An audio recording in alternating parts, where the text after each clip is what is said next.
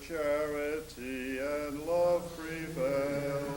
There God is ever found, brought here together by Christ's love. By love are we thus found. St. John Baptist, De La Salle. Praise Christ. With Jesus in our hearts. Forever. Okay. Well, most of the stuff that you picked up this morning is more or less for your own amusement. The blue sheet and the gray sheet, entitled De La Salle and the Civil Authorities, two sections, that develops the whole business about the it's not a very good title, and it's not a very good translation. It really is not so much De La Salle and the Civil Authorities, but it develops that business yesterday that we talked about everything hinging in the long run, all the authority for education being fundamentally centered in the parish priest, who is responsible to the bishop. And it describes a little more in detail the mutual relationships between De La Salle and the parish priest. It's just good for you to have a background, especially when we come to some of the conflicts De La Salle had with various bastards. All right? Now I bring here the first thing that I'd like to suggest today is that it's kind of important before we get into the life of John Baptist De La Salle to have a kind of an overview of his life. So on this yellow sheet entitled Life and Times of John Baptist De La Salle, a short comparative chronology. This is this Charles Lapierre, whose book Walk in My Presence, Marche en ma présence, develops the life of De La Salle according to that journey notion, the first step on life's path, and then going into an unknown road, and that goes on for a long time, and then storm, and the night journey at the end, and then towards the long and waiting encounter. Very dramatic, really, very nice. It's like all of these things, including some psychological studies, where you try to force the founder's life into a pattern, which sometimes it fits, sometimes it doesn't. I'll be doing the same myself in a minute. The other advantage of this sheet is that on the right-hand column, you have some of the principal events in French history that were contemporaneous with De La Salle. I just marked off a few that are interesting to me. For example, he was born the same year that Saint-Sulpice opened. He was 10 years old when Vincent de Paul died. He was 13 years old when the Trappists were founded, or the Trappist reform took place, and he was 13 years old when New York got its name, which may be some of us. He was 19 years old when champagne was invented by Dom Perignon. Of course, as you know, the Reims is in the Champagne territory, Champagne. He was just getting involved with the brothers when Louis XIV, he moved to a humbler house in the very same year that Louis XIV moved to Versailles. It's interesting coincidence. In 1685, just as the brothers were getting organized, Bach and Handel were born. And 1691, when the year of the heroic vow, that was when Racine produced At the League. So, and some of these things are more important. 1711, Vivaldi's concertos of you. 1713, the bull Unigenitus. It's not true. And so, right? So that's some interest. Green sheet with the map is the one that will be helpful as a reference point. And this, of course, also comes from Charles Lapierre, where he gives you some idea of the crisscrossing. And then if you look at the second page, you have the crisscross routes without the superimposition on the map of France. It's the same thing. So these are all journeys the founder took. And if you read what it says next door about travel, contrary to popular opinion, people traveled a lot in the 17th century. Second paragraph, travelers used the mail coach. In Reims, it cost 25 sols a day to hire a horse. That's 1.5 leagues. Horses were changed at every posting. Then between Paris and Reims, horses were changed 18 times. The paragraph, taking into account a schoolmaster wanting to travel from Reims to Paris, about 80 miles, would have to sacrifice 3 months' salary if he went by coach, or 1 month's salary if he went by horseback. Rich people went by water coach, much dearer. It is easy to understand why De La Salle and the early brothers practically always traveled on foot. So when you've got change, for example, when Brother Matthias goes from Paris to Mons, way down there in the southwestern corner, he had some footing to do. But they stay that in sometimes. That's the origin of the thing and the rule about if the brothers have to sleep together, they should keep the robe on. Well, even today, if you travel around Europe in those couchettes, most people don't get fully undressed. Okay? So that's just for a little bit of background material to see we keep getting more and more into some kind of a context here. There's nothing in Western France at all. Oh no, nothing outside of France whatsoever. Or even in Western France, nothing. No, not around the Bordeaux area of the Atlantic region, not at all. The only thing, of course, is Gabriel Droland goes to Rome, as we shall see, as if you didn't know it already. Now, one time, Michel Sauvage, Miguel Campos, and myself were sitting around talking about some of the ways of approaching the founder's life, and although they were much involved in this road journey, we began to think of it more in terms of crises. And these are historical crises. They're not quite the crises of that Erickson is talking about, and some of it may fit and some of it may not. So there are the facts in the page entitled The Life Crises of John Baptist de La Salle, the white page, with the type on it. So if we think of this, of the history of the foundation as a period of formation, his own formation, then the period of foundation and the period of expansion and the period of reconsideration and the period of consolidation, and then something about the mortal remains, which we'll come to at the end. If you, there's a crisis at every one of these. And most of them seem to occur in the years beginning with the number 1. He was born in 1651. So during that 10-year period, he had to, during a 20-year period, he had to face up to the crisis of vocation. First of all, to overcome the sensuality of adolescence, if there's any thing in that analysis, and then the death of his parents to decide whether or not to go into priesthood.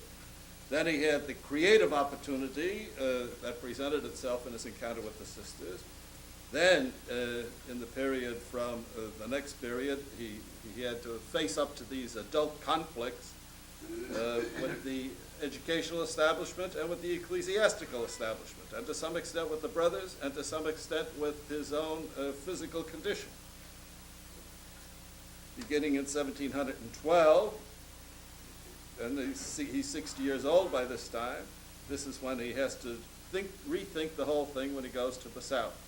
And then in the last few years, the crisis facing death, and then something. So that's, if I have to do the life of De La Salle, for example, in a one-day thing, I find this outline very helpful. And it helps people to keep the stages in their head. So that, I gave you that. But to sort of schematize it even more, you have the sheet entitled That's Much More in Outline Form. I use this one if I only have one lecture to do, and if I have to get the whole Buttimer into 1 hour. This thing is like an accordion, you know. You can stretch it out or you can squeeze it together. And here's where I use the number 1 type of a thing. So in 1651 he's born. In 1661 he goes to school. In 1671 his mother dies and his father dies the next year. In 1681 he has the masters in his house already and is trying to make up his mind what to do. In 1691 the institute almost falls apart and we have the heroic vow, which we'll hear a lot about this year. In 1701 he's just beginning to get into conflict with the establishment. In 1711 he's sued by the Clermont family, and that's what drives him down to the south. Then, of course, the one thing collapses at that point because he's commanded to return in 1714. In 1717, he resigns as superior. Brother Bartholomew is elected. He retires, and he dies in 1719. So these are various schemas into which you can force the events in the life of the founder as a kind of mnemonic to help make it work, or help people to remember it. So that takes care of those 6 pages.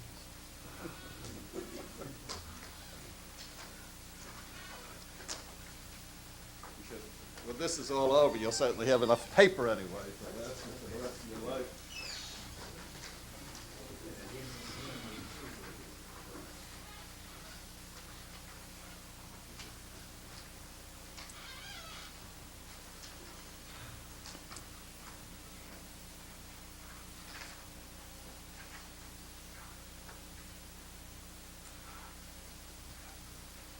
Okay, so now let's talk about the background of the De La Salle family.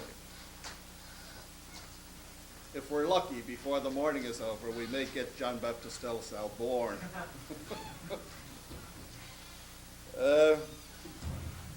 Now, one of the problems with a lot of the biographers really up until relatively modern times, and I suppose this has something to do with the French character and also something to do with the English character, because this is a strong point in Battersby, the preoccupation with the noble origin of the De La Salle family. And the research that's gone on since 1956 has shown quite conclusively that there's nothing to this business of noble origin for the De La Salles. They simply were not of the nobility of any kind. Battersby says well, there was a distinction between the nobility of the sword and the nobility of the robe, and since his father was a presidial judge, they were nobles of the robe. That's not true either. The father probably hoped that John Baptist would become a lawyer and attain to that dignity and have it conferred on him for a price, of course, but it never, De La Salle had other plans, or we might say God had other plans for De La Salle. Now, not only that, but there are a lot of other De La Salle families running around all over France, huh? And that's also where a good bit of the nobility story comes from, too. And even today, every once in a while, some brothers will send me stuff where I get letters from lay people who claim relationships to De La Salles. There are several of them in the Midwest, for example, and they all want to be related to John Baptist De La Salle and so on. And so there's nothing to that either. And the Bulletin de l'Institut is filled with articles hatching John Baptist De La Salle onto famous characters in history and counts and knights and princes and everything else and so on and so forth. Well, it's nice to know that John Baptist De La Salle's origins were considerably more humble than any of that. And these people aren't relatives at all, except in a most distant way and a totally unprovable way in terms of the genealogy, as we shall see in a moment.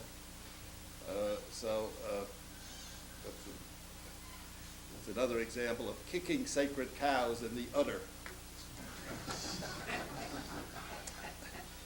So, one of the families that got involved in this, now of course, this gets the Pope in trouble, shows that the Pope isn't infallible all the time. Really not very much at the time at all, but anyway. So this De La Salle family of Rochemore in the Auvergne.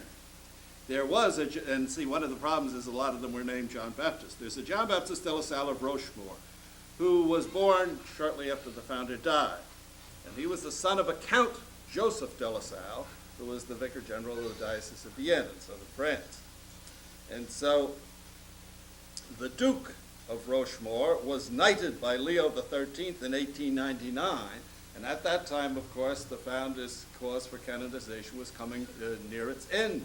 And Leo XIII said, and oh, we are so delighted to be able to confer this knighthood on a member of the noble De La Salle family, as we are about to confer the canonization on another member of the same distinguished family, and so on and so forth. And so all of that. has since been proven to be without foundation. And so even the Pope got mixed up in this business. And Guibert has that, and Battersby has it, and so on. Now there's another group of de La Salles down in Périgueux. And this was Francois de La Salle Duchange, who was a priest, an historian, and an archivist. A very noble calling, I'm told. In the 19th century. And he had the family archives at his disposal, but they were burnt in 1859. But he wrote to Rochemore in 1868, and he says, "You ought to know that the founder of this interesting institute was Father de La Salle, one of our ancestors." Indeed. Was John Baptist de La Salle yielding to that sensuality? Well, a fact verified by several letters from the superior generals of that order. And so all of our superior generals fell into this trap too. And as a matter of fact, one of these families sent to the superior a whole box filled with the royal robes, the noble robes and the sword and all the rest of it. So, likewise proven to be totally without foundation. Now, how does that proof emerge? Well, first of all, the legendary ancestor, note the word legendary, is supposed to be Johann Sala, a Catalonian knight, an officer of Alphonse the Chaste, who was the king of Oviedo. Very interesting, Oviedo, by the way. Oviedo is the capital of the Asturias province in northwestern Spain, where the martyrs, the recently beatified martyrs, were martyred in Turon. Oviedo is the episcopal see upon which Turon is dependent. So that's where it all started. I wonder how Alphonse the Chaste got his name. And I presume it's spelled correctly here. Some of those people were on the run a lot, so maybe that's how it works. So Johann Sala died in 800. This is awful stuff to get through, so we may as well lighten it as much as we can. In 818, he broke his legs in battle. So this gives rise to the origin, originating only in the 19th century, 1,000 years later, that this is the source of the coat of arms of the dead, because everybody had a coat of arms, nobles or the bourgeois and everything else, and so those three broken chevrons that we have, that was the explanation of those things, very much after the fact, and modern scholars reject that idea too. So you can hear the sacred cows screaming for mercy. Now there's a break here at this point, all right? So 100 years later, we find a Bernard Sala. Now here we have a little bit of genealogy coming together, but there's no way of directly connecting Johann Sala with Bernard the First. Describes him there, rich, pious wife, and he endows a monastery in Catalonia, which of course is over in northeastern Spain. This is 150 years after the death of Johann. If there's any connection, it's obvious there's a connection in the name. He had a son who became a viscount, and then he had another son, and then his son was Bernard II, and he had two sons. One became a bishop, and another one, Armand, so you're getting down a couple of generations here, builds a castle, and it was the castle of the Sala family, so that's where the duck comes from. So it became de la Sala, right, in Spanish. Sometimes spelt with an H. That O-E should, of course, be O-R. So out of this castle, a whole slew of de la Salas began to spread all over France in the 12th century, and they served various princes and so on and so forth. But there's another break in the genealogy again here. We don't hear about anything more of these until we get to the 14th century. Okay, so you have that 9th century, 8th, 9th century of Johann. Then you have the Bernards and that family getting the castle, which entitled to them to use the DE because they were from this castle. And so now they're all over France, and so now the name gets Gallicized, and so we have another Bernard de La Salle coming up emerging in the 14th century, who is the captain of Aquitaine. He had only one son, a bastard, whose name was Antoine, and Antoine, as it turns out, had no heirs. But the Rochemores are claiming that all their descendants come from this Bernard de La Salle, who turns out didn't have any heirs anyway, so what are you going to do with that? But his brother Hortingo, all right, who fought on both sides in the Avignon papacy, both, in other words, with the Italians who were trying to get the popes back and the popes who were against them, so winds up in France in the north with a castle in Aulnay, and that is up in the northern part of France. So he had many sons, and it is possible here that he may be an ancestor of Menald de La Salle in Soissons. But there is no genealogical way of affirming that, at least not at the present time. So that 14th century Bernard may or may not Bernard, but his brother Hortingo, may or may not be behind the origins of the de La Salle family of Rheims. But the de La Salle family of Rheims never pretended to latch on to any of this history that we now know. They always began their genealogy with Menald de La Salle, and the sons of Menald de La Salle all preferred to marry noble women. When they did, the noble women are marked with a star. The only difficulty with that, of course, is that when a noble woman married beneath her rank, she lost all claim to nobility, and it couldn't be passed on any further. So he was a draper, a merchant. Now, if you read this account in Alfred Calcutt's book, he gives you a good idea of how important these trades were in the city of Rheims, and we'll go back to that in a couple of minutes. So the family started in Soissons. Now, if you remember that triangle I had on the board the other day of Paris and Rheims and Rouen, Soissons is about halfway between the two. So you see it would be an easy move over to Rheims, where the cathedral was, where all the kings were consecrated. So he has a son whose name is Lancelot the First. He marries. Lancelot the First has a son, and not surprisingly, he names him Lancelot the Second. And he's the one who brought the family to Rheims, just about 100 years before the founder was born.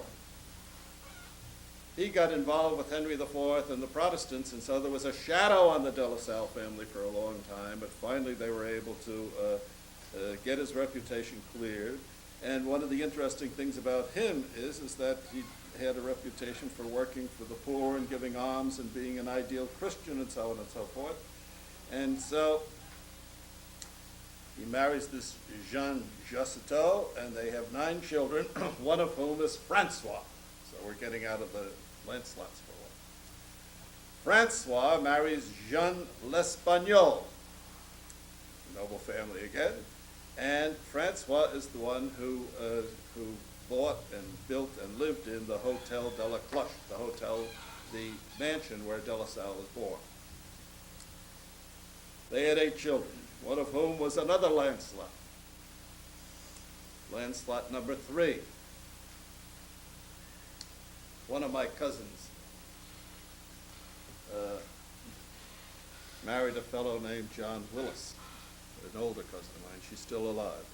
John Willis has gone to his eternal reward. And he was a kind of a pompous fellow. And so he always signed his name John Willis, numeral 123. So in the family, he got to be known as John Willis the Third.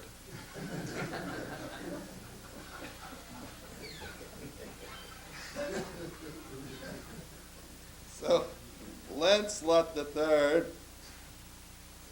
the son of Francois, married Barbe Coquevert, all right? And 6 of their children survived, one of whom was Louis de La Salle, the grandfather of John Baptist de La Salle. So Lancelot III is the grandfather of John Baptist de La Salle. And that brings us to our chart here.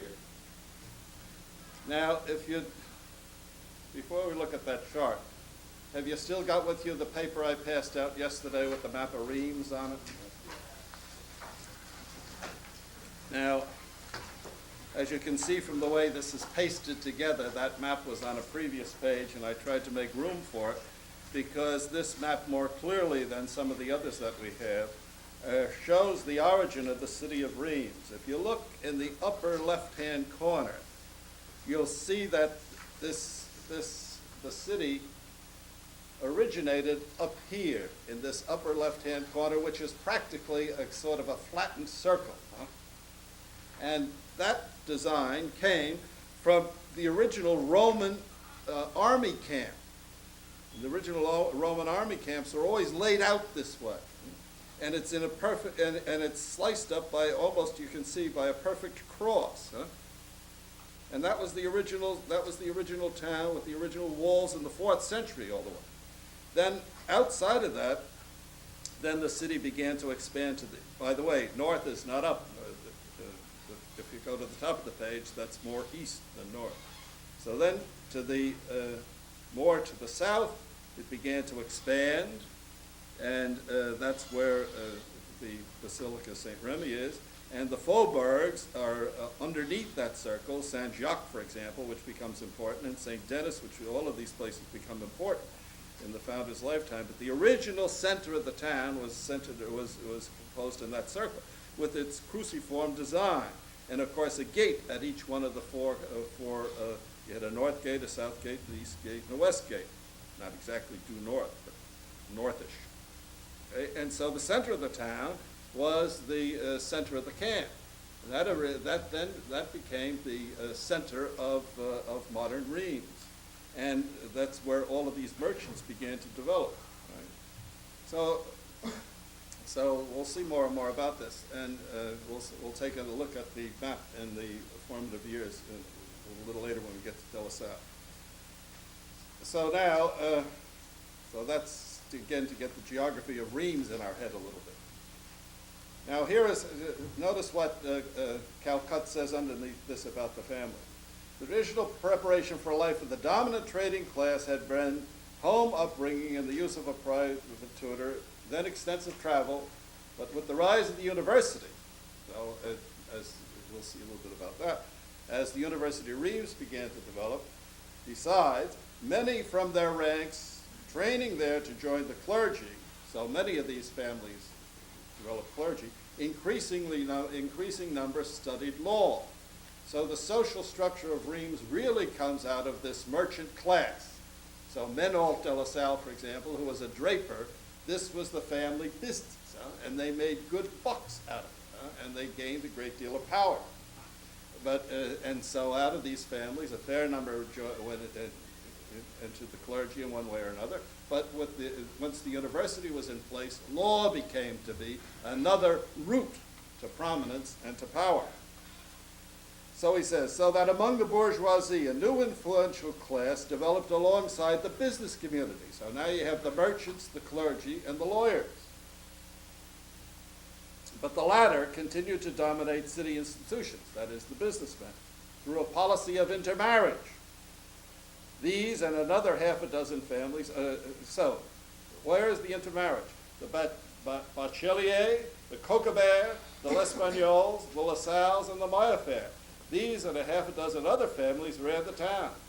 De La Salle's paternal grandmother was a Coquebert, his maternal grandmother a L'Espagnol, his sister married a Maillefert, and not his youngest brother, but his next to the youngest brother, Pierre, married a Bachelier. But you can see them all here, huh? See, there's Coquebert, here's Maillefert, here's Freeman, by the way, the one that Brother Augustin referred to last night, and here's Bachelier, Bertin Marie de Rocher. These are all his grandmother was a L'Espagnol. And there's an awful lot of intermarriage going on, too.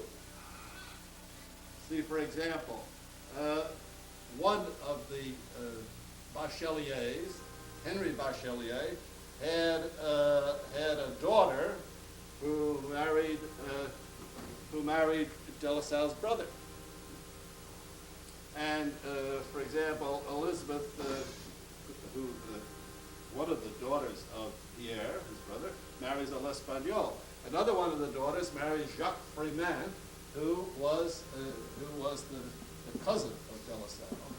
And here is his niece marrying a cousin. See, so there's a lot of that going on. All right? So he says from 1550 to 1660, out of 37 mayors, 20 were from these interrelated families. So over a 100-year period, 20 mayors from these families. In 1645, the town council of 21 counted 10 relatives of the LaSalles. One was a mayor from 1655 to 1660, and another one's up. Then he was challenged by another one, etc., etc.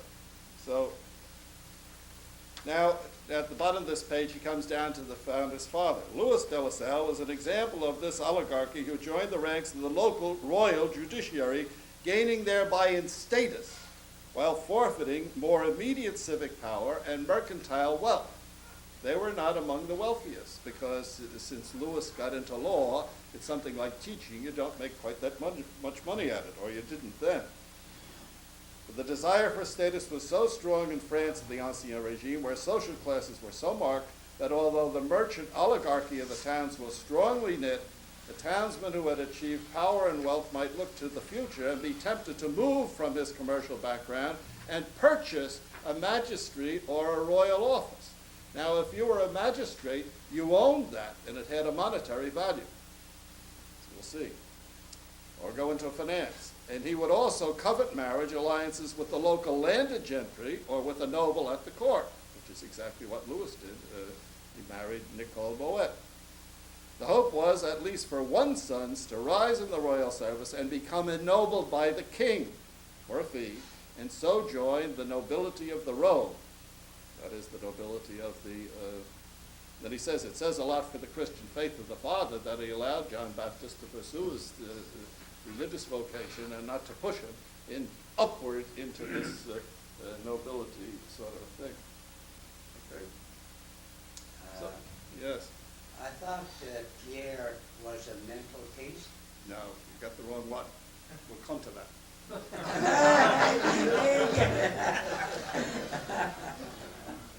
Okay, now let's take a closer look at some of this. Now, this is part of what I'm doing to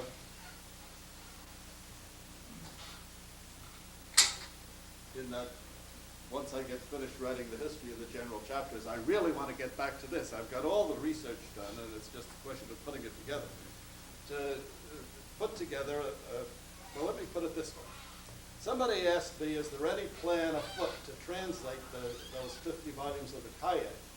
And the answer is, that explains what Brother Augustine was telling you the other night about the 4 proposed volumes.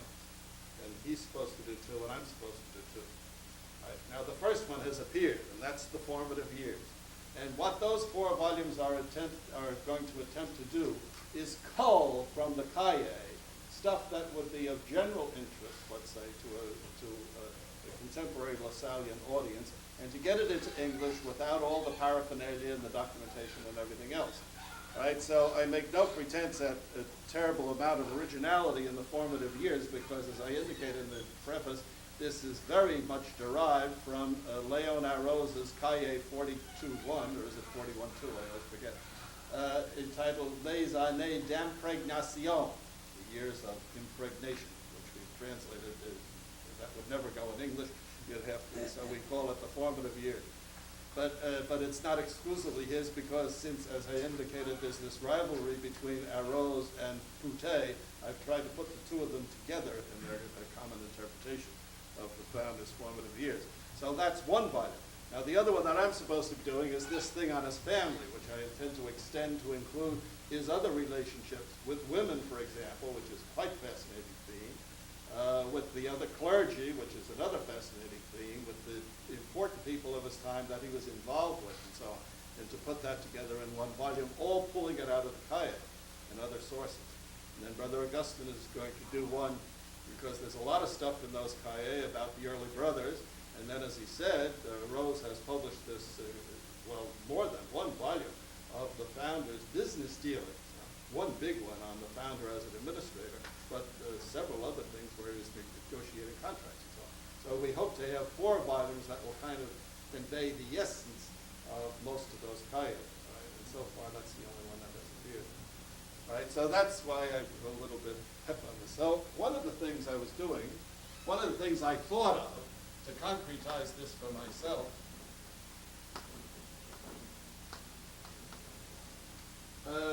was to ask myself, as you get involved in these things in family situations, if De La Salle, as the head of the family, had to throw a party at the marriage of his sister in 1679. He was ordained just 1 year, but he was the head of the family, and they did have a party. We know they did. More about that later. But it was a kind of subdued party. But supposing he invited all the relatives, how many would he have to invite? Right? Say you draw the line at first and second cousins. Well, that's what the numbers in parentheses mean. Out of this marriage, out of these marriages, 48 come out of the marriages of Lancelot III's brothers and sisters.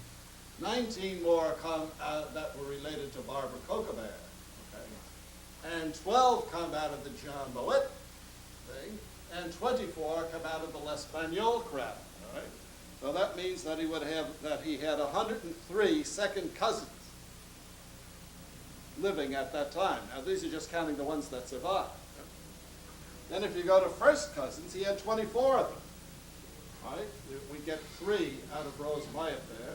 We get 10 out of the marriage between his Aunt Marie, his Uncle Simon, and his Aunt Rose had 3.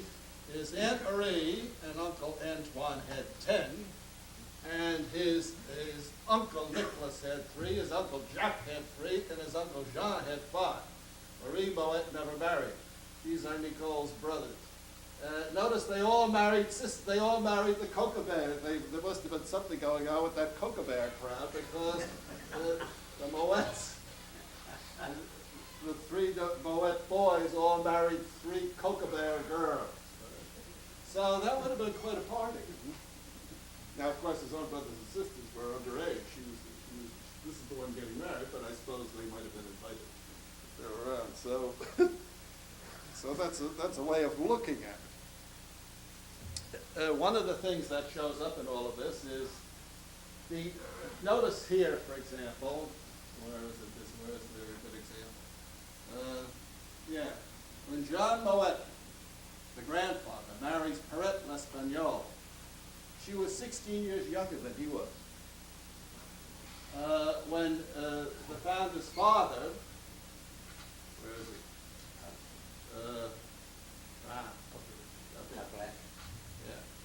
He's born in 1625.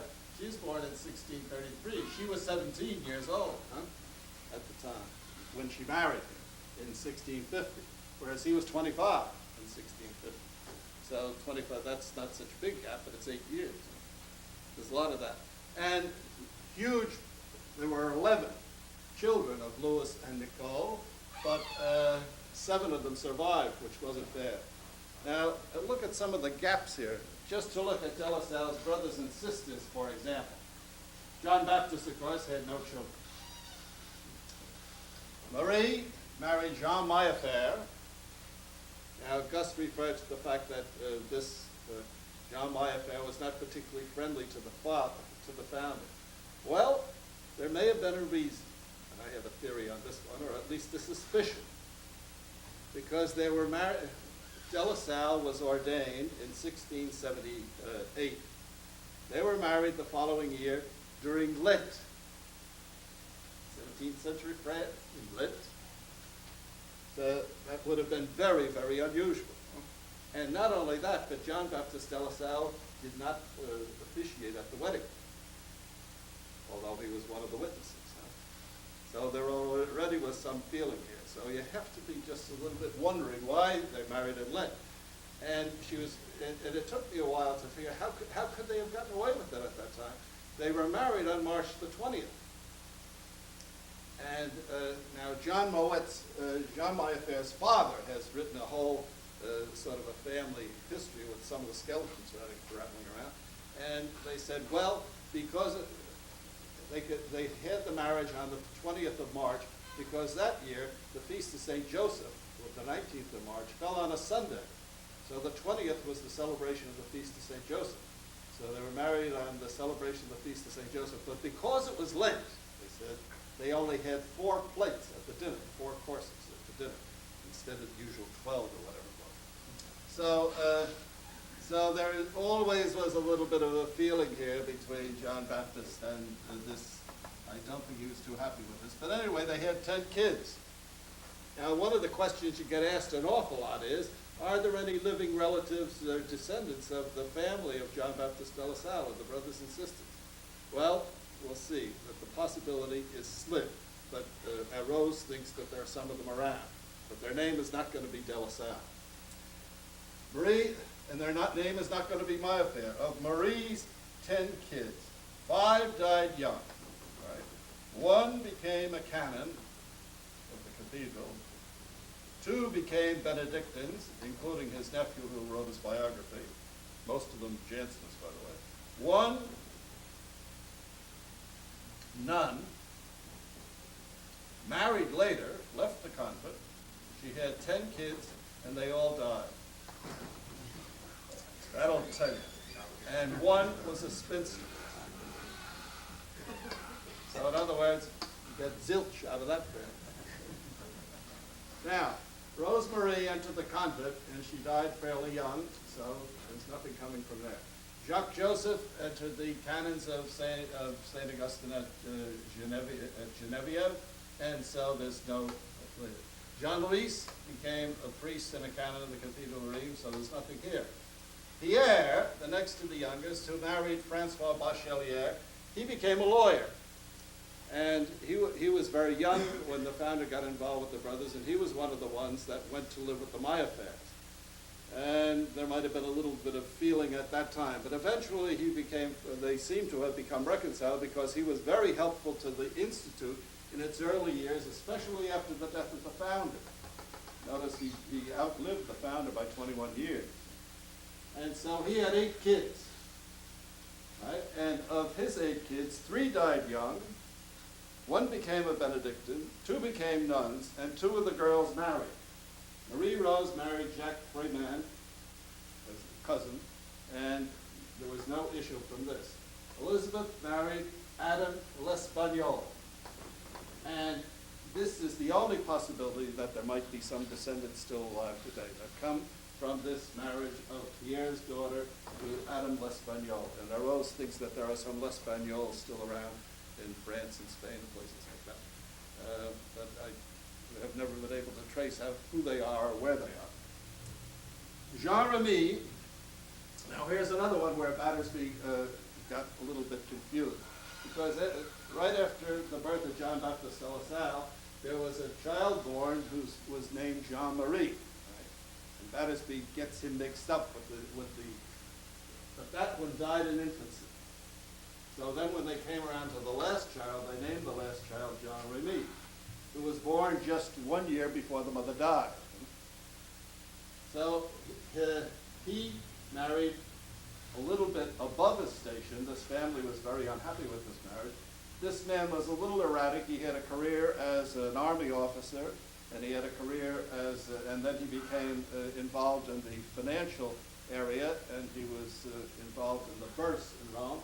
That he began acting a little strange. He was finally declared incompetent and put away in an asylum someplace. And we're not exactly sure when he died, probably 1724, something like that. He outlived the founder. Right? And so the responsibility for his 4 kids fell to, because since the other family now, that the de La Salle was out of the way, they had no interest in this at all. So it was between Jean-Louis and the founder to take care of these 4 kids. 1 became a priest, 1 became a nun, 1 died, 1 married, and they had 5 kids, but out of the 5 kids there were no descendants. So there's no descent here. we'll see when we get towards the end of the Blanc and near the death of De La Salle, it was that one of the things that he was very concerned about was to provide for these children. And he and Jean-Louis, it sort of, whatever falling out they had, there was really a reconciliation that developed out of this attempt to try to take care of those kids. So I guess that's about all I want to say about that. So, oh yes, one other thing that I mentioned here. See, this is where I think in the present interest in the feminist movement, maybe you can attract more women to come here and say some nice things about that. But there is a lot of stuff here that's interesting from a sociological thing when you begin poking around in it. Is not only, first of all, the fact that the men were considerably older than the women. The women were almost involved, always involved in an annual pregnancy. But when you begin to actually, I have all the charts there, when you begin to get the names of all of these people, with the exception of the name Marie, and maybe something like Rose, most of the women were given male, feminine adaptations of male names. For example, there's an awful lot of Nicholases in the family, so she becomes Nicole. There's an awful lot of Jean, and so we get Jean. There's an awful lot, but there's, for example, this is Françoise Bachelier, and there's Henriette. One of her kids, one of the kids was named Henriette, and Francois, Henriette, Jean, and all of these, Pierrette, Pierrette, and Pierrette, you know, from Pierre and all those things. So this is another funny thing. Obviously, they wanted male children, and when they didn't get them, well, if they had to settle for a girl, they gave them a kind of a boyish name. That seems to have been the way it worked. Okay. Has anybody got any question about any of that? Andy? He was always told the explorer was a relative. Oh yeah, that's another thing to mention. No, he has absolutely no relationship whatsoever to the Cavalier de La Salle. But the one who is related is Père Marquette. I have the genealogy here. Père Marquette, in between, if you remember, in between Lancelot II and Lancelot III, we get Francois, Francois de La Salle, which would have been what if Lancelot the third was his grandfather, Francois would have been his great-grandfather. Right. So his great-grandfather, Francois,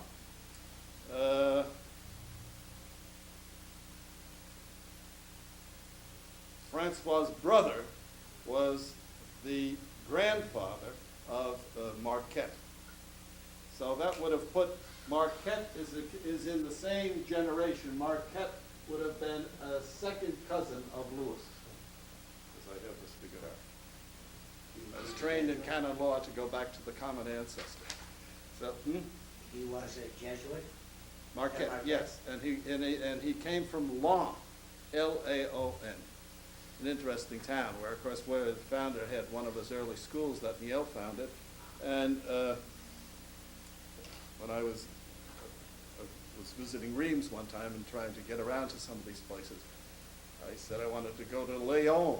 And I said, Lyon, that's way down the south. I said, no, L-A-O-N. Oh, they said, that's pronounced Lyon.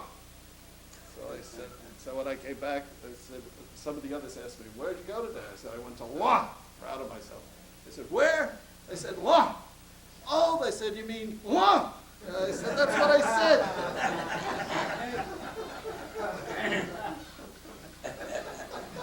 Get more trouble with the damn French.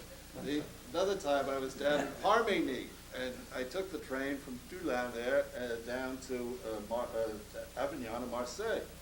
And in Marseille, I wanted to know what time the train was going back to Toulon. So I said to my best French, je veux un billet pour Toulon. And he said, Toulon, you mean Toulon? I knew Toulon was one of those coastal cities. No, not Toulon, Toulon. So he looked up, he says, "There's no Tulane." I said, "Well, there must be. Where did it go? It was there this morning." So he says, "Write it down." So I wrote Tulins. He says, "Oh, you mean Tulane?" I said, "Yeah, I want a ticket. I want to know what time is the train to Tulane."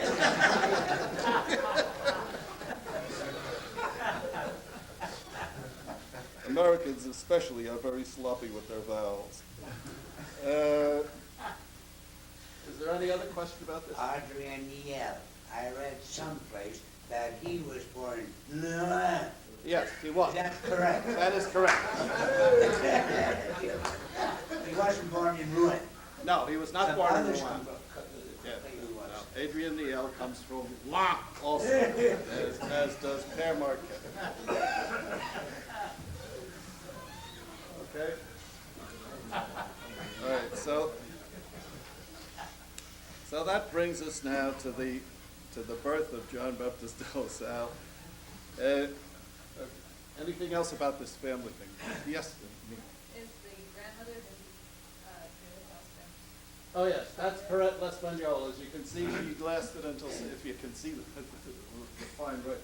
She lived until 1691, and that's the grandmother that visited him in 1690, as Brother Augustine said, and he wouldn't let her upstairs.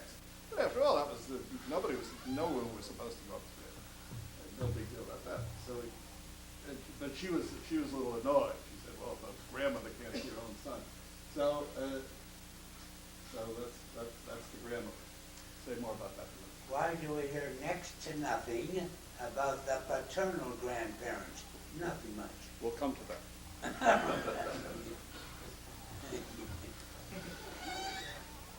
Okay.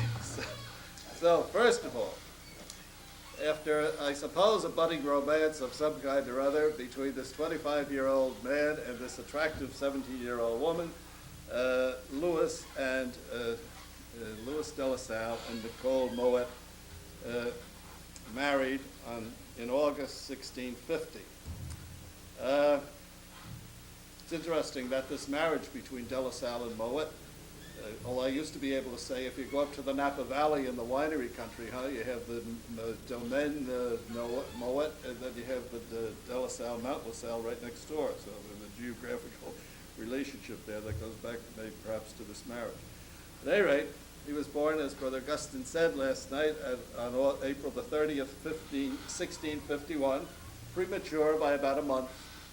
Right. We presume he was premature. Again, you never know with these things.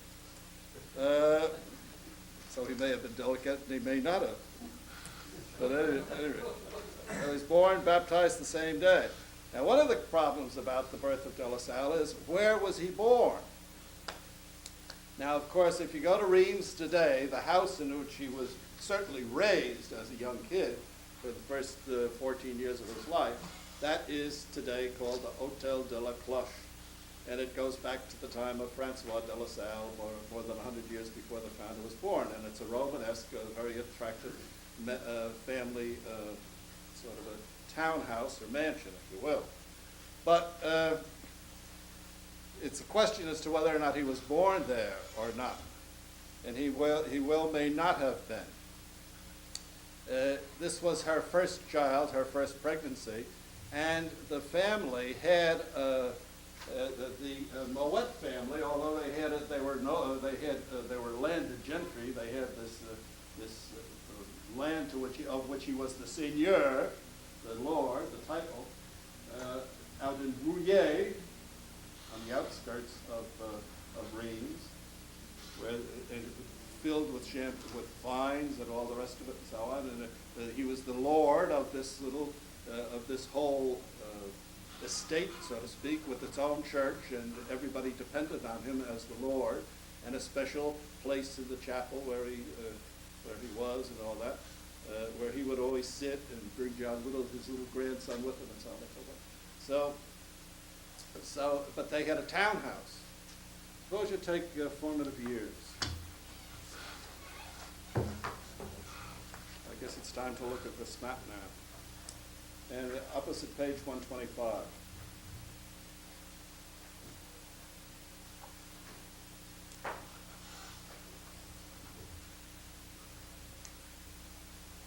You got it? Now you can see there the remains of that original outline of the town, how the circular pattern and the cruciform pattern too.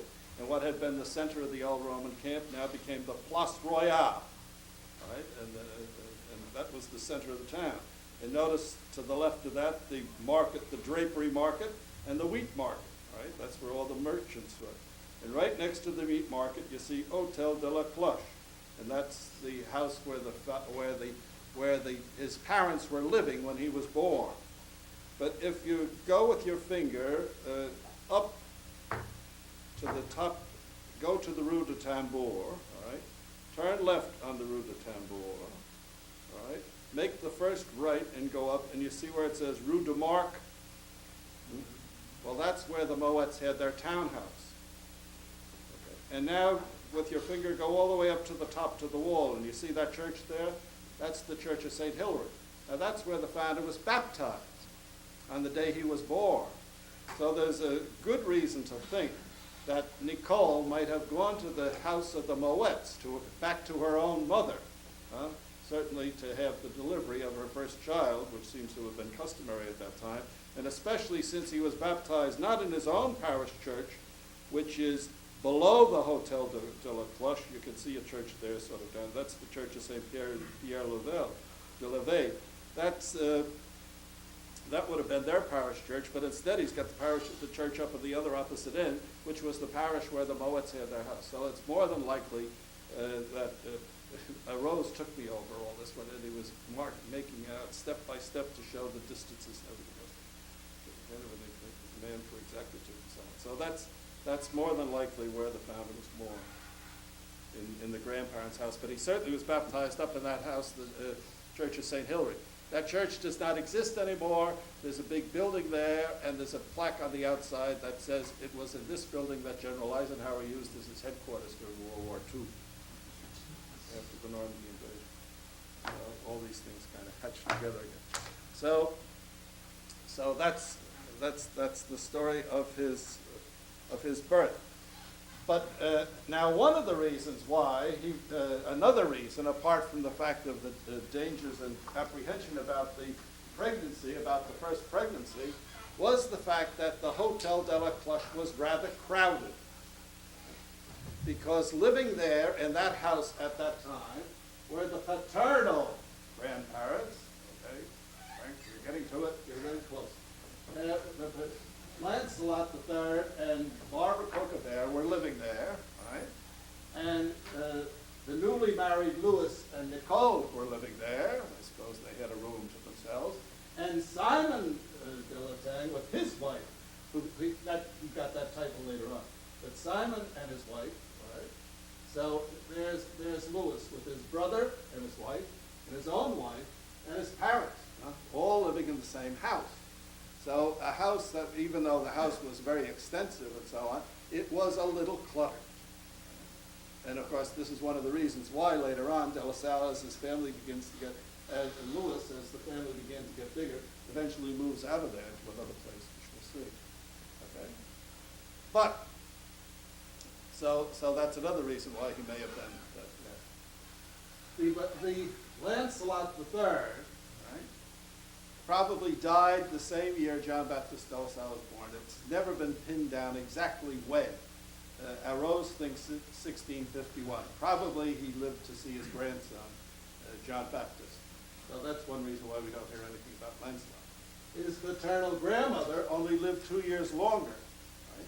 But she provided in her will, she left the house to Simon, the oldest, right? But she provided in her will, with a codicil, that Louis and his family should occupy she gave him title to the space that she had for herself and her husband, that this was to go to Louis and Nicole for a 9-year period, to give them a chance to get started and get settled. And of course, here was Louis, a lawyer, not terribly wealthy on his own. As a matter of fact, in the marriage contract, it was a very uneven marriage contract. According to the marriage contract, each family had to put into a fund the same amount of money. Okay? So the Moets, they decided on a sum of $32,000 would be appropriate, right? 32,000 livres, excuse me. Right? So that's $320,000. So 332,000 livres. So the Mollets put up 16,000 livres, right? And all Louis de La Salle could get together was 7,000 livres. So he put his judgeship on the line, which was judged to be worth 9,000 livres. Okay, so that's how they made up the balance. And then all of that was put into, invested, and they were expected to live on the 5% income of that. So that means that they had 1,600 livres to live on, which is $16,000 a year. Now, that's 10 times more than a teacher was getting, as we saw. The salary for a teacher was 150 livres a year. These people had 10 times that to live on. But it wasn't extravagant. But they did acquire property as time went on, and they made more money. And when John Baptist becomes a canon, that becomes a significant factor in the family finances also, as we'll see. Okay, so that gives you an idea too of the social distinction between this family and this family. All right, is that enough? Everything you wanted to know about the De La Salle family, and always were afraid to ask. See you at 11 o'clock.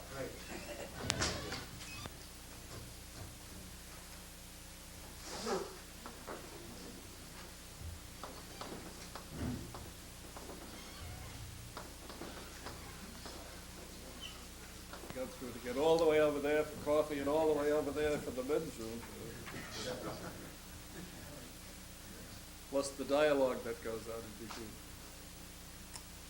Okay. In 1661, John Baptist de La Salle is 10 years old, and the family figures it's time to send him to school. Now, of course, all of this is in the formative years, and I presume you've all read it, huh? But I just want to highlight a few things. And if I miss anything, now, from here on in, you're going to be less and less dependent on printed sheets, all right? And I'll just sort of put a little outline on the board like this, and you can take notes if you want. But almost all of it has since been published either in this or in the work as yours. But some of it we might want to amplify a little bit, or you might have questions or things that you'd like to raise a little bit. So between the time what are we going to do about the business of his early life and the stories of running to his grandmother and so on, to read the lives of the saints and so on, his playing at saying Mass and all that. In this comic book, there is a version of this very interesting little graphic descriptions of John Baptist de La Salle, who was playing with his brothers and sisters all dressed up like a bishop.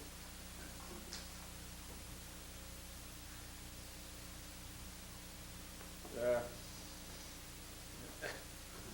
And then, oh, grandmother, tell me a nice story, a story from the lives of the saints. She says, this isn't the time for that, John Baptist. Now go and amuse yourself.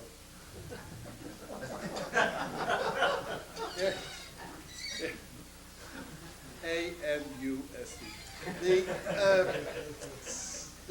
Here's the music teacher at the piano, holding his ears, you know. That, you know, he says that F you're playing is way out, you know. He says, can't you hear that it's wrong? So then he goes to the father, he says, I think we better give up on music lessons for this one. Now, of course, we didn't have a grand piano, needless to say. But in the inventory of the father's estate, there are several musical instruments, that several of the family apparently played and all that. Arose thinks that that's exaggerated. So do some other authors, including Battersby, you know, who thinks that maybe the founder wasn't all that tone deaf or totally opposed to music and so on and so forth. So that's a question. Some brothers who are musicians are trying. Everybody tries to attach a special hobby to the founder in some way or another. Jimmy Loxam, for example, in Lyme was trying to make some connection between the founder and the Holy Brothers and his relationship to hymns. But we do know from the Catechism and from the prayers that he included hymns in those things, and he had the students sang hymns as part of the class prayers. Maybe that's one reason why I like to do it once in a while. And what they did in those days apparently was use sacred words to secular tunes, as we do very often. Remember the year I spent in Belgium, the house was attached to the school. It was a relatively modern house, but the brother's house had a rather nice modern chapel, and they used to bring classes over there one at a time and have mass for them in the middle of the morning. So here I'd be studying away, and all of a sudden I'd hear American songs like Swanee River, or a favorite at that time, We Shall Overcome. And I figure, what the hell are these Flemish kids singing We Shall Overcome for? And then you listen a little bit and you find that they were all sung to Eucharistic words for the Mass. So that has a long tradition in the Institute. I don't think there's anything else that I really have to remark about those first 10 years. You notice, by the way, how little there is. Next week we're going to get at Bland with a vengeance. There won't be 1 page or 4 pages. We'll be doing 50, 60 pages at a time. But you notice how little concern the early biographers had for this business of family background or early life and so on. And so that's one of the reasons why it's been such a ripe field for contemporary scholarship. Okay, anything about that? Yes. Did you have any difficulty arriving at 27 to be the end of his formative years? Did it take a while to think? It Nope. seems to be a long formative time, 27 years. Well, I guess maybe one reason that I thought of that number was that's how long my formative years last.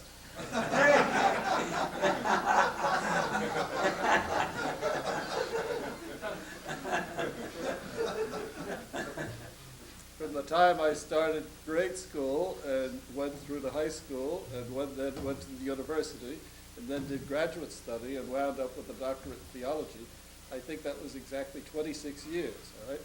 And so that's where, of course, obviously the reason for terminating there is it's at that point that the founder gets involved with the brothers, and that's a whole other story. But so the termination of the formation, I think the termination of an educational formation, the termination of your formal education is reaching a terminal degree, which we call a doctorate, okay? And so that's where that ends, basically. So that's a good question. I hope it's a good answer. All right. So here he is at 10 years old, and they decide it's time for this kid now to get out from under the apron strings and the family and the tutors and all that sort of stuff and start meeting some other kids his own age and go to school. So he enters the school known as the Collège des Bons Enfants. Now there's a history of it there. It started off originally as a school that was attached, that the diocese opened with the revenues from a defunct abbey. And it was opened originally as a school to be attached to the cathedral for poor kids who were the Bons Enfants de la Miséricorde. This was a way of being kindly to them, way back in the 9th century. So that's how it started. Then little by little it got attached to the histories there, and no sense repeating it. And besides, I don't remember it all. So little by little it became attached to the cathedral as a sort of a seminary, especially a prep seminary sort of thing. And then in the 16th century, when the University of Reims was formally opened and endowed by the Pope, then it was attached, it became the preparatory school or the elementary school, the College of Arts and Sciences in our terms, for the University of Reims. So that was the status of it. It had fallen into very bad times just for the 50 or 60 years prior to the time John Baptist de La Salle entered there. Is an interesting part of the history is that it was just the year after he entered that the whole structure of the university was changed and the new regulations were put into effect, and we have, of course, discovered the copies of those new regulations, so we have a pretty clear idea of exactly what the routine in the school was.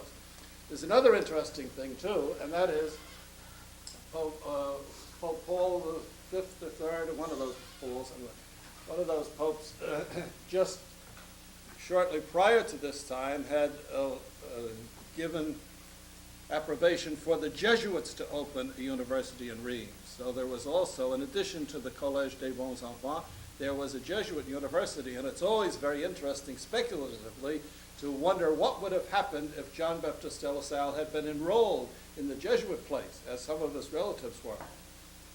My God, where would we be today? And it's one of those providential things. Of course, my theory on providence is it's like a detective story. You don't know what anything means until you come to the end, huh? Or you come to a certain point. Then you can look back and see what all the clues were. And that's the way I read. It's the same thing with the will of God. You never really know what the deuce the will of God is until you find out how it turns out. And if it turns out good, you figure that was the will of God. If it turns out bad, you know you made a mistake. And I think that's what happened to De La Salle, too. But at any rate, it's pretty clear why he went to since both his grandfather was part of the praesidial court. Now, the praesidial and his father were both parts of the praesidial court. The fortunes of the university, they were the trustees for the university. So it would really have looked pretty bad for two of these praesidial judges to have their son and grandson go to the Jesuit institution. But De La Salle probably would, if he had gone the Jesuit way. It's interesting that in the long run in the history of education in the church, the Jesuits are identified with the education of a cultured Catholic elite. And the tradition of the brothers has been a preferential option for the education of the poor and the disadvantaged. And it's really two different traditions. And I think it comes through, even at the university level, in the different attitudes that the students have, the teachers have, and everything else. When you're looking for characteristics of a brother school, for example, one way to figure out what we are is to compare us with something that we aren't. And a good way to do that is to compare us with the Jesuits. So think about that sometime. But here at this early moment, where a decision had to be made about where this kid's going to go to school, he winds up in the university school, the Collège des Bons Enfants. All right? Anything about that? All right, so he starts school on October the 10th was always the day after the Feast of St. Denis.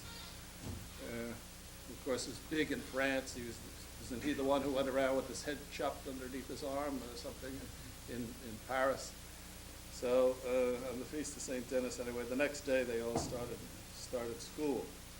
The following March 17th, as a matter of fact, I think it was, he receives the tonsure. That's when the father obviously gave his full permission for him to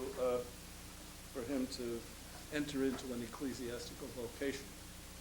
And you all know that from there on in, technically, he's a cleric. One thing that I have never been able to completely figure out, I think I say in the book there, that from then on he would have worn a cassock and be identified as a cleric among his fellow students.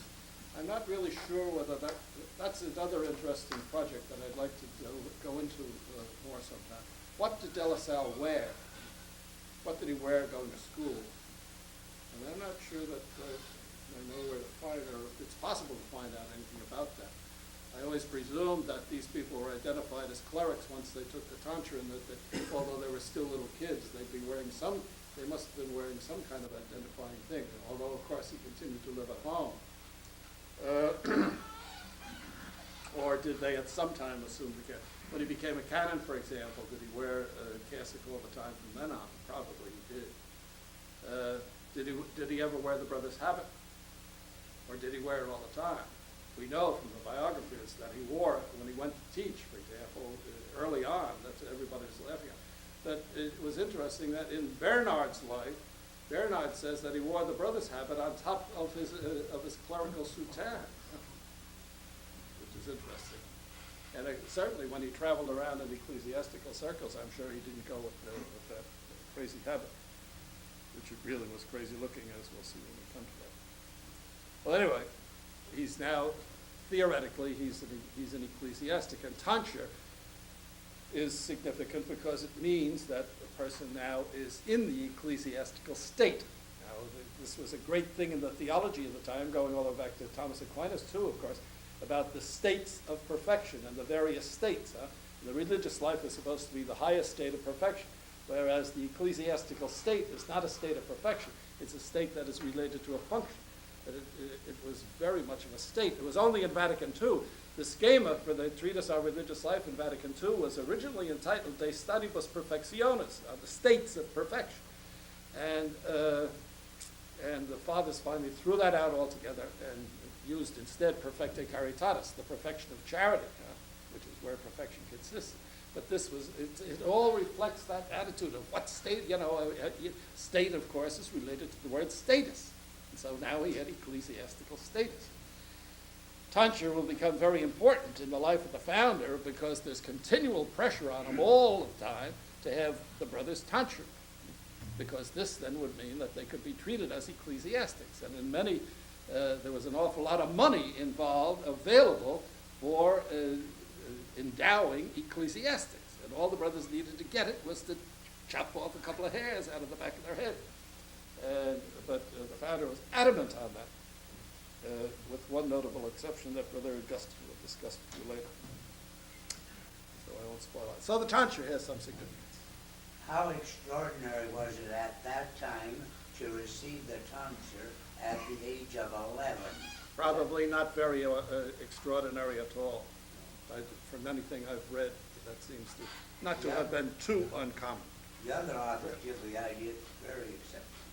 Well, yeah, but when you think about it, for crying out loud, it's only until relatively recently that we kidnapped kids of that age and put them in the juniorate, huh?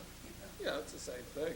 And in Europe, they had things called juvenats, where they were barely out of the cradle, for crying out loud. That's another topic we could discuss sometime. It's my impression that it wasn't too unusual, but is that correct, Gus, or am I wrong? I think you're right. Yeah. Thank you. Again.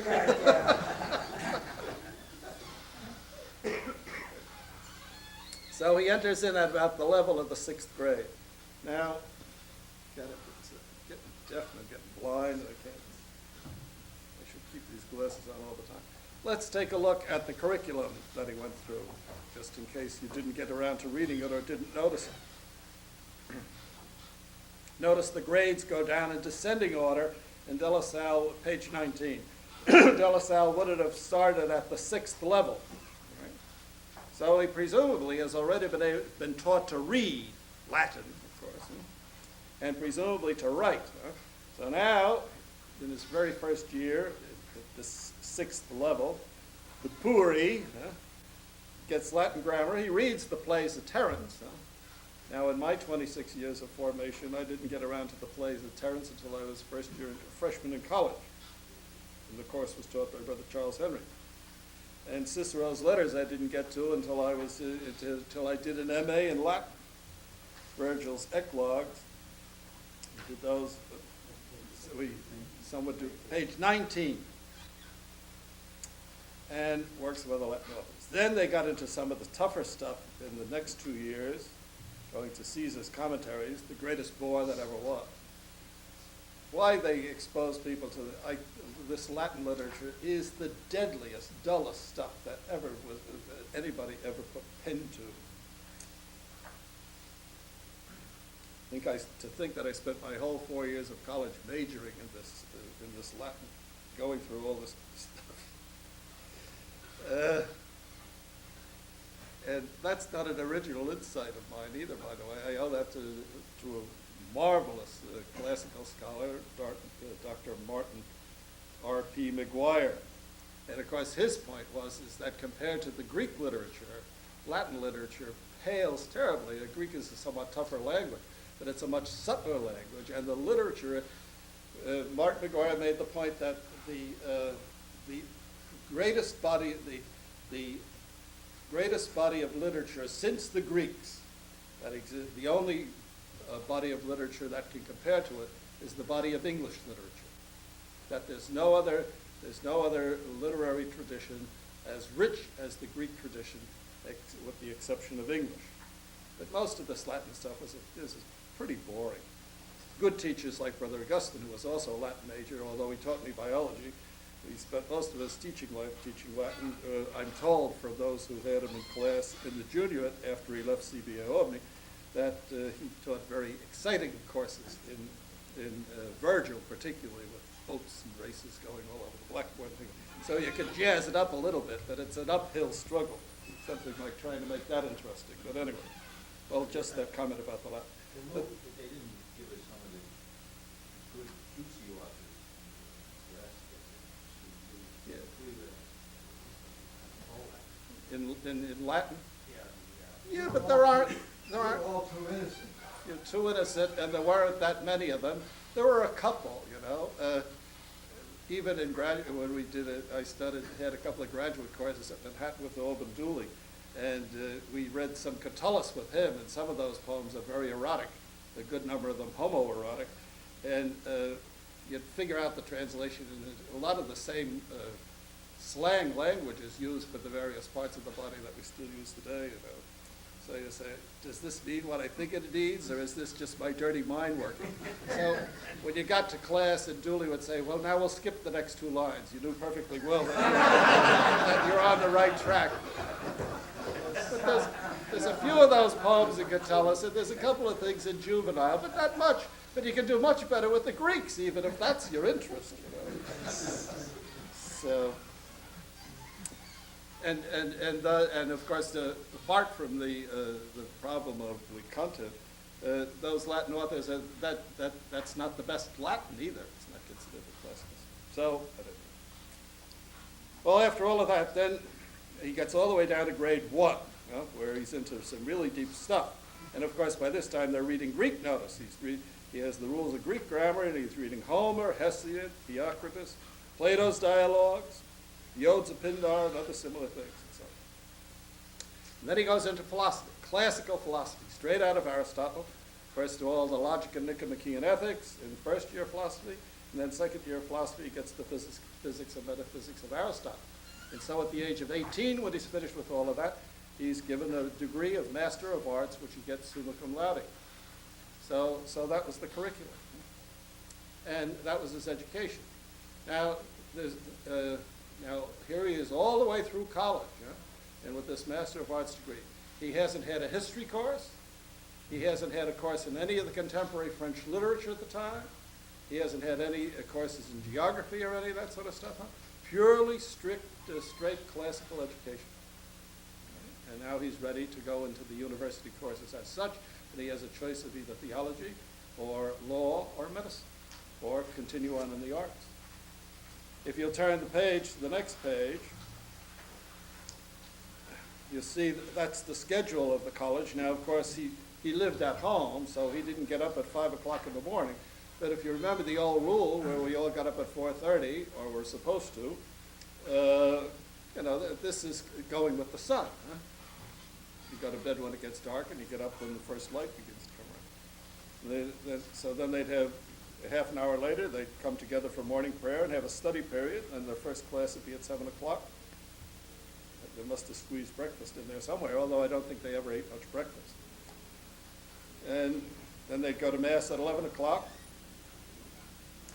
for both the residents and the externs, so that's when John Baptist Salm would have attended Mass every day, followed by the noon meal. He probably went home for that. At 11 o'clock, 1 o'clock, then review, or on Sundays religion, and then afternoon classes and so on, all the way to chapel and supper and night prayer. If you turn now back to that map opposite page 125,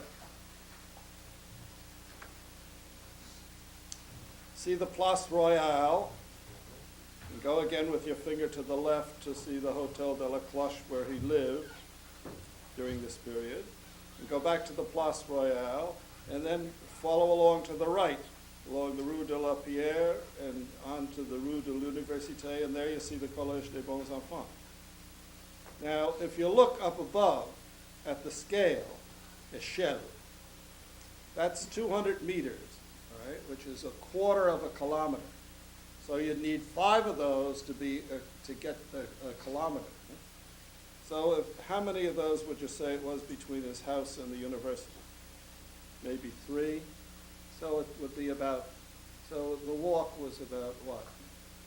2/3 of a kilometer? And if a kilometer is 2/3 of a mile, what's 2/3 of 2/3? So, about a half a mile. Huh? About a half a mile. So it was a half a mile to school. 10-minute walk. a little 10-year-old kid. And so the distances, some of the biographers give you an idea that these places were terribly far. You can walk from one end of Reims to the other in a half an hour if you're going at a pretty good pace, something close to that. Okay? So you kind of get a fix on to bring this into some kind of geographical reality. All right, we have that on that, back on that page 20, I guess. We know that he was in a play. He had a very small part. He was one of the, I guess maybe he had about 5 lines to speak in the thing. He wasn't one of the principal actors in this play. Oh no, that's not the play. We haven't got it here, but he was in a play, The Martyrdom of St. Timothy. Rose has a picture, a copy of the program in that cahier on which most of this is based. This is the famous time when there was a speaking contest, all right? And his name appears twice here. He gets sort of a 3rd place in, now this is kind of important. I think it's important for Gus's thing. Let me get it. He gets a 3rd place in extemporaneous speaking, and he gets a 2nd place in formal public speaking, a memorized speech, which is interesting in a way, huh? That he doesn't do as well extemporaneously as he does in something that's prepared. You see his name there twice? See? So you have, in the same thing, you have the first, in the first one, which is salute orationis. That's speechifying loosely, extemp. That thing that looks like an F is an S. Salute orationis. Premium meritus et consequentis.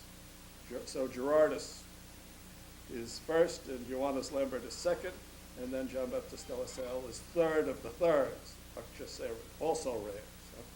But then in the first of strict oration, that is memorized oration, he's 2nd to this same Ludovicus, who was also beat him out in the also rares up above. So that's a little bit of a clue maybe to something about his personality and about there's a lot of discussion between Arose and this is another one of the things they disagree about, how brilliant he was. Huh? And Arose tends to make him out as very brilliant and, outstanding and all that, whereas Poutet is a little more cynical and thinks that he probably was intelligent and hardworking and all that, but not intellectually brilliant. And I guess Gus may want to make some comments about that in time, or even now. Do you, Gus? Okay. All right, so those are some of the events that took place in that thing. In 1663, he was in the play. And that speech spy thing is 1665. In 1665, his father decides to move the house. He bought a new house in 1664. He didn't move until 1665. Both the formative years and the workers' years, there's an error there.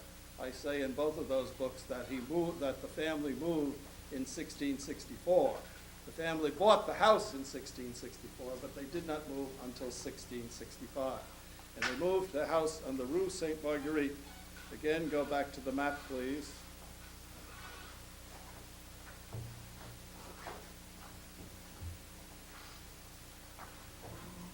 All right, go to the Place Royale, down at the bottom of it, and go to the right, and there you see the cathedral. And in between, there's a lot of shaded area, which means, of course, there were houses there. Those houses do not exist today.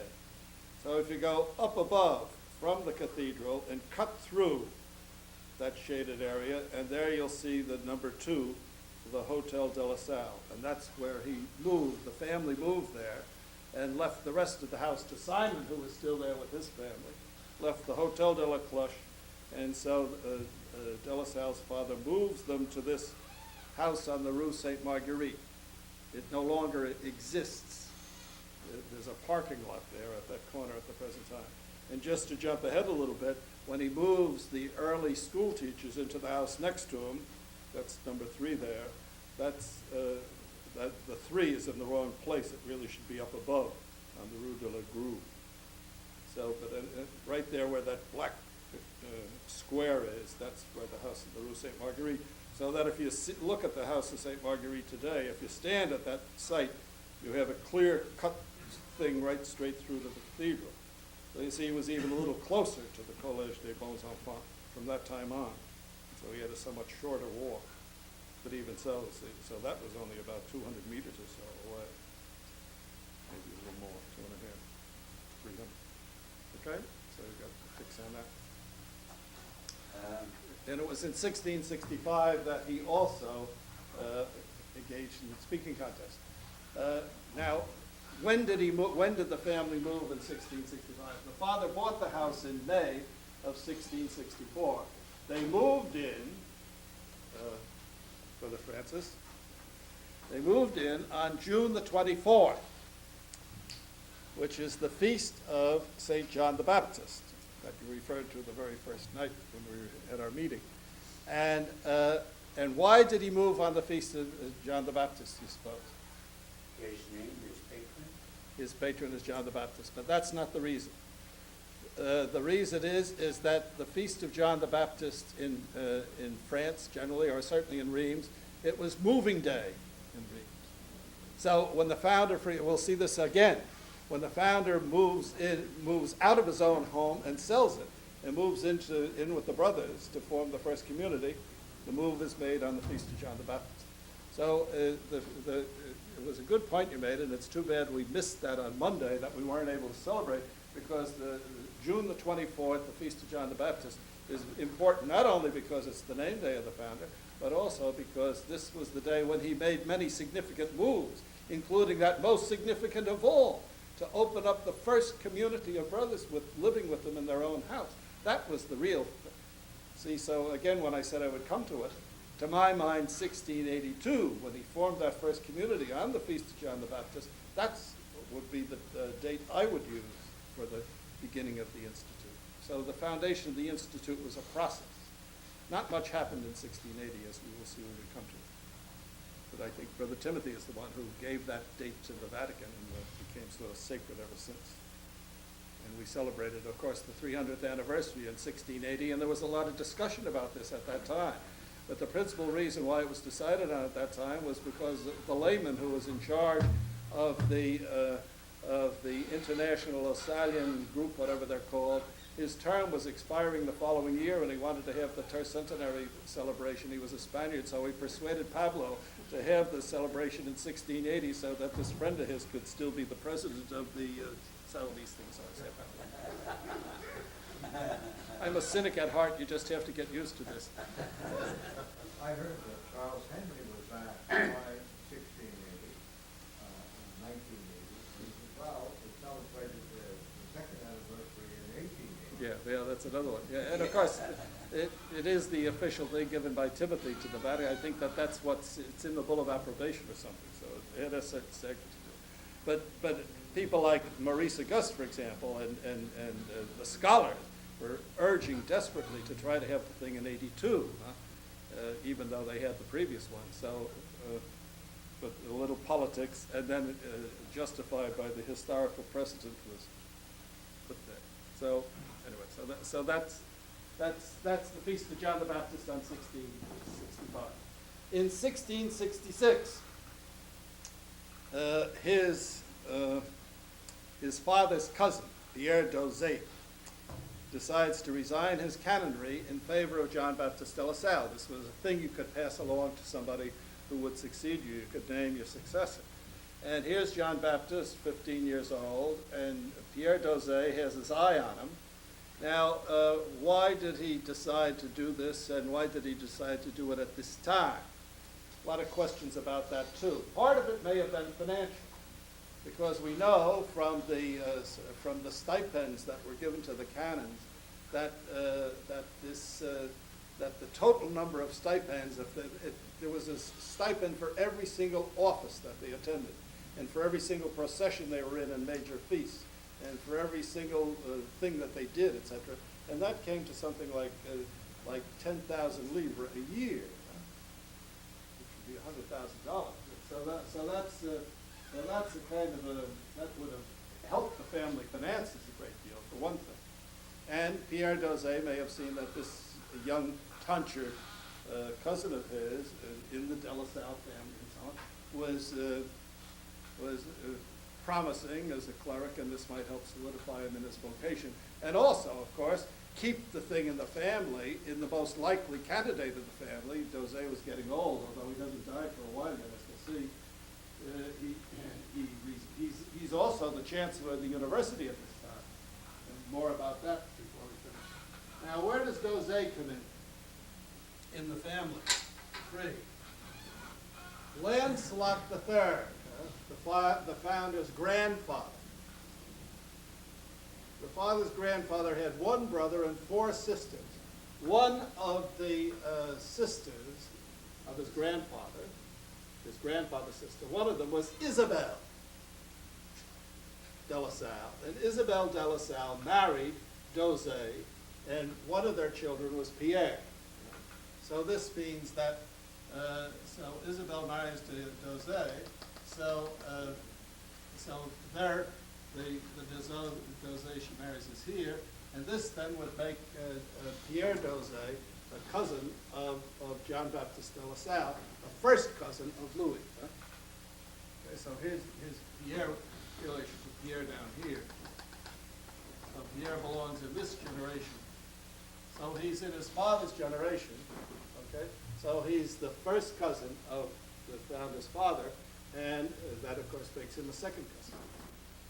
Okay, so that's the relationship that exists there. So he resigns his canonry in favor of John Baptiste de La Salle, and from that time on, he becomes a canon. And it's undoubtedly from that time on that he would probably wear the cassock all the time. And there he is in a portrait in the frontispiece of this thing, wearing the canon's robe. And he liked to wear fancy things. I think Gus may say something more about that too. Part of his, before his conversion type of a thing. For a young kid to be going around dressed all up in glad rags. Notice, for example, the cape here that he has on his arm is trimmed with ermine and all that stuff. And there is a purple pom-pom on the beretta, I'm fairly sure. And they always they had special places in the choir of the Reims Cathedral, where they would say the office and all that sort of stuff. Now, they were exempt from a fair number of the regular duties of a canon as long as they were students. Huh? But, and he doesn't have any ecclesiastical orders at this time except the tonsure. Huh? He's simply tonsured. He has no, he hasn't got any holy orders at all at this stage of the game. And then the canons become they become the sort of the advisory council for the archbishop. In all the European dioceses, that's one of the functions. It was very interesting that when they began to form dioceses in this country, the question began to be, well, should they have canons in all the dioceses? And most of the immigrant priests and the emerging bishops and so on were so conscious of all of the abuses that this business of selling canonries and all of the difficulties attached to it in Europe and so on and so forth, so that in this country they decided that there would be no canons in the American dioceses.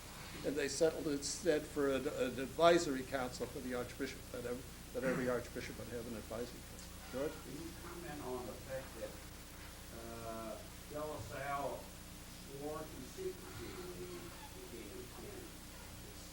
Why he had to swear to the secrets of the chapter that can't use or something there? Oh, yeah. What was so secret? What's the reason for that? Well, part of it would be, of course, they would be in. It's like being on the district council. Huh? There's an awful lot of stuff that you just can't communicate to all the brothers. And prior to 1966, the whole damn thing was secret. And prior to 1966, the capitulants at the general chapter had to take an oath of secrecy not to tell anybody about what went on. Huh? So this was common enough. And then the chapter probably had its own little privileges, and it's to have a little in-house secrets in a group, and especially swearing to secrecy and all that, It's a kind of a way of maintaining exclusivity, you know. We know something that everybody else doesn't know, and we share these things. So it has a community building function and a bonding force, I think, but also it may have had some good reason that a lot of the stuff that they were privy to simply couldn't just be aired everywhere. Of course, it's like papal conclaves are supposed to be secret too, but the interesting secrets always have a way of getting out, don't they? But this became an issue in the General Chapter of 1966, for example, when we were preparing the document on the priesthood, and one of the delegates in our commission working on the thing was on the telephone regularly to the brothers in Rome who were trying to push for the priesthood and calling the congregation and everything, and Nisei had to remind the capitulants that they had taken an oath of secrecy and that they were violating the oath.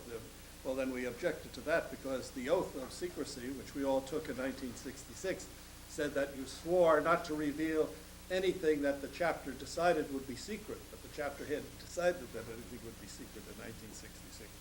After that, that was a ban. All right? Does that make any sense? Okay.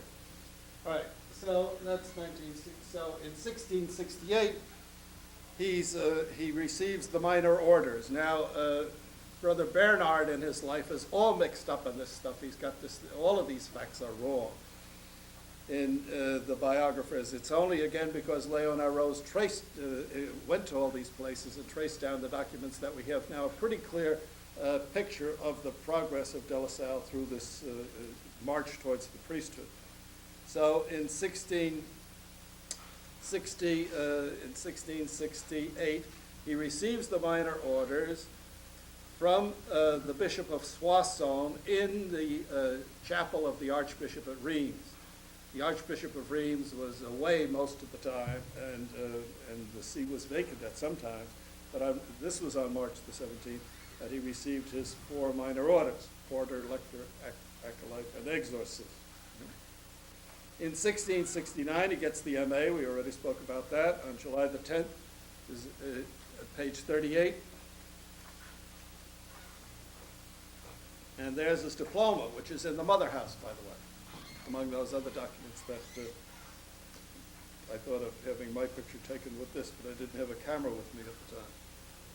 But if you look about a little beyond the midway of the thing, on the right-hand margin, under status, you'll see facultate. That's easy to spot. You see it on the right-hand margin? And go down 2 lines, and there you see what looks like fuma. That's where it says summa cum laude on the next line, adeptus est. So it's conferring the degree of Master of Arts. You can see there's his name up above. John Baptist de La Salle of Reims, a canon of the Metropolitan Church of Reims.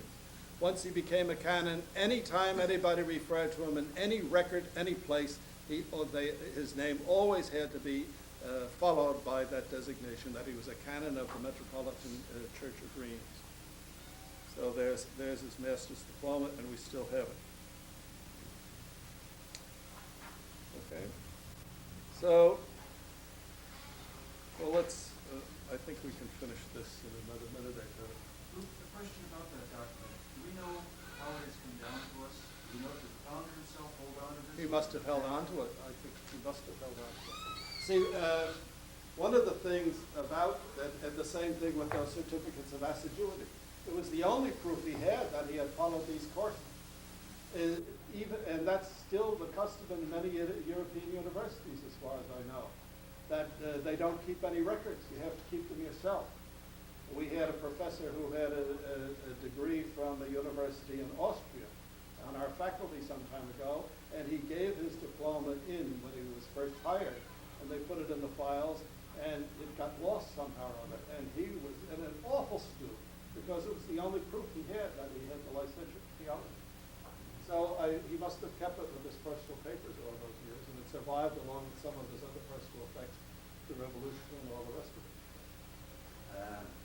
I guess this master's is the equivalent today in our culture of a high school diploma. Is that proper? Well, look at that's one reason why I'm glad you asked that in a way. It's one reason why I asked you to look at the curriculum. He went through all the Latin and all the Greek, which I didn't get to until college, plus 2 years of philosophy. Now we don't do philosophy until you're in college, right? So I would put it as the equivalent of about 2 years of college in our opinion. Okay. And there's many a person who gets a master's degree today, a Master of Arts degree, who doesn't have that type of concentrated content education.